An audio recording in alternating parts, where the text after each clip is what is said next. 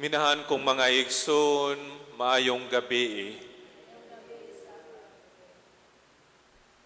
In Vietnamese, we greet Chào buổi tối.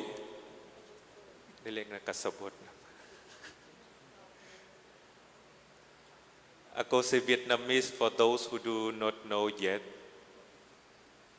Mga kaigsuunan, ang mga pagbasa karong adlaw naghisgod bahin sa bukasyon. Gitawag sa Dios ang tanan og ang mataktao. Gitawag sa Dios si Samuel aron mahimong propeta. Gitawag sa Dios ang mga apostoles sa pagsunod sa Dios, sa pagsangyaw sa ebanghelyo o pinaagi sa tambag ni Apostol Pablo. Ang Diyos nagtawag sa tanan magtutuo sa pagpaslayo sa sexual nga immoralidad o pagpabilin sa ilang mga lawas nga pudli aron mahimong takos nga mahimong templo sa balaang espiritu. Busa, unsa ang karon nga tawag sa matag usa kanato?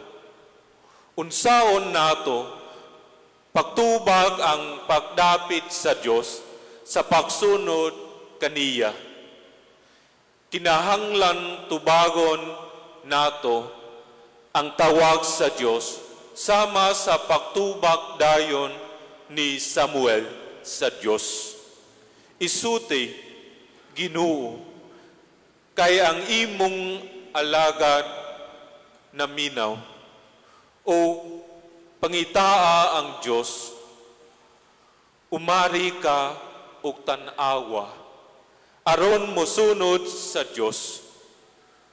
Sumunod ka kanako. Human sa pagsunod sa Dios, kita usab adunay katungdanan sa pagpaila sa Dios ngadto sa uban sama sa gibuhat ni Andres. Sa unang pagbasa, sumala sa tagsulat ni ining libro, si Samuel gitawag sa Dios aron mahimong propeta sukat pa sa pagkabata ug mao ang unang tipo sa propeta. Niadtong panahon na si Samuel maoy usa ka bata sa anta. Nag-alagad sa Dios sa templo sa Silo sunod sa tigulang nga sacerdoteng si Eli. Siya mismo ang mupuli sa papel ni Eli. Ang unang pagbasa nag-ingon, usa ka gabi si Samuel natulog tupad sa Akka sa kasabutan sa dihang gitawag siya sa Dios sa tulo ka higayon. Sa matag higayon nga maghuna-huna siya nga si Eli nagtawag og moabot aron ipakita ang iyang kaugalingon. Apan sa katapusan si Eli miingon nga kini ang tawag sa Dios o si Samuel dali nga mitubag sa Dios sama sa gitudlo ni Eli. Sunti, Ginoo, kay ang imong alagad na minaw. Busa, gitawag sa Dios si Samuel nga mahimong pangulo sa katawhang Hudiyo. Puli sa pari nga si Eli. Ang ikaduhang pagbasa, napakita kanato nga ang Korinto, usa ka nagkasagol nga si Yudad nahimutang sa Asis sa Trapiko, kiniusa ka puliki nga dapit alang sa pagbayloay sa mga butang, mga hunahuna ug bisan mga lagwas. Ang kinabuhi sa kagawasan ug kahigal giisip nga gawasnon ug natural. Busa si San Pablo napasidaan sa iyang mga magbabasa, si tutluan niya sila nga katong mga Kristohanon nga nahimong lawas ni Kristo, pinaagi sa bunyak, kinahanglan dili maghugaw sa ilang mga lagwas. Kay nahimo na silang mga templo sa balaang Espiritu. Ang mga pulong sa tambang ni San Pablo wala gihapon magwat-an sa ilang topikal. Gisuntihan niya kita nga mga tao. Ang lagwas sa tao mao ang templo sa balaang Espiritu. Ang lagwas gitubos na pinaagi sa dugo ni Kristo. Busa, dili nato gamiton ang atong lawas sa pagpanapaw, kundili gamiton kini sa paghimaya sa Dios. Sa Ebanghelyo karon second Domingo atong makita si Juan Bautista nga nagbarog sa Dublin sa suba sa Jordan, nga nagsangyaw o nagpabautismo sa pagkakita ni Jesus nga milabay. Iyang gitudlo si Jesus o gipaila-ila sa iyang duha ka tinun-an, si Andres o Juan. Kini mao ang nating kanero sa Dios nga nagpasabot nga si Jesus mao ang Mesiyas. Sa pagkadungog ni ato ni Andres o ni Juan, misunod kang Jesus ug miato aron sa pagtan-aw sa iyang gipuy-an o mipabilin arong makiksulti kaniya sulod sa usa ka adlaw.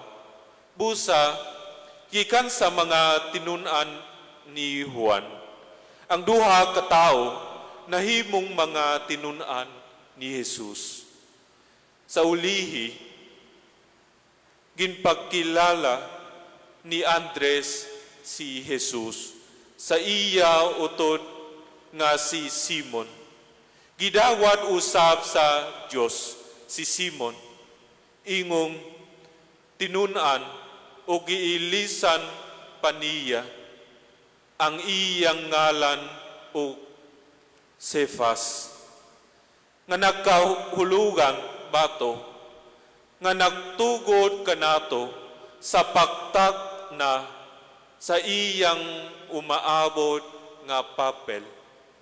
Ang pulong sa Dios karon mao ang iyang pahinumdom alang sa matag usa kanato. Ang Dios kanunay nga nagtawag kanato bisan asa sa tanang panahon. Busa ang atong mga hunahuna kinahanglan nga ipunting aron madungog ang tingog sa Dios. Siya nakiksuti kanato sa hilom, sa tago, sa usa ka hilom nga kalak, nga wala magtugod nga ang mga kahimtang sa gagwas makasamok sa kalak. Kung puliki kita sa material nga mga kabalaka, nabuang sa mga butang nga lumalabay ug puno sa mga tinguha, dili kita makadungog sa tawak sa Dios. Ang ilang mga tingog kusog kaayo, ang ilang gilumsan ang tingog sa Dios. Tungod kay ang Dios nagasulti sa hinay ug hilom. Kita kinahanglan nga adunay maayo nga mga dalunggan sa kalag nga makadungog. Kita nagtuo nga ang Dios anaa bisan asa ug bisan asa. Apan kung kita mangita, kita makakaplak kaniya. Sa pagkatinuod, siya anaa uban kanato, naklakaw uban kanato. Apan ang mga tao lamang nga maayo nga makaila sa iyang presensya. Atong tinguhaon nga mahimamat ang Dios sama sa tulo ka apostoles nga sila si Andres, Juan ug Pedro. Bisag kasasalata kon kahibalo ta moangkon niining ug mobalik sa tarong nga dalan. Mahimamat nato ang Dios sama sa mga apostoles. Kinahanglan nga aduna kitay maayong kabubud-on sa pagpangita sa Dios sa atong adlaw nga kinabuhi, sa matakusa sa atong huyang nga mga kaiksuunan. Bisan tuod ang Dios walay kinutuban nga gahom o makahimo sa bisan unsa nga iyang gusto. Dili siya ganahan nga mag-inusara apan gusto nga imbitahon kita nga mga tao sa pagbuhat niining uban kaniya aron makiktamba yayong kaniya.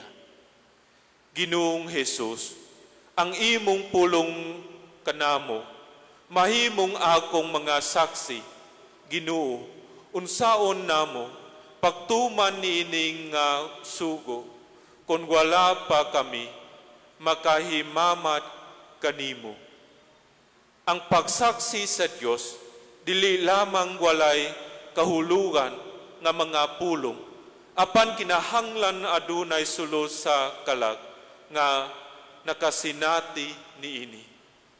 Hinaud nga ang Dios kanunay nga magpadayag sa iyang kaugalingon ngari kanato uban sa mga mata sa gugma o pagtuo aron kita makaila kaniya sa atong kinabuhi. Amen. Balihok man tindog.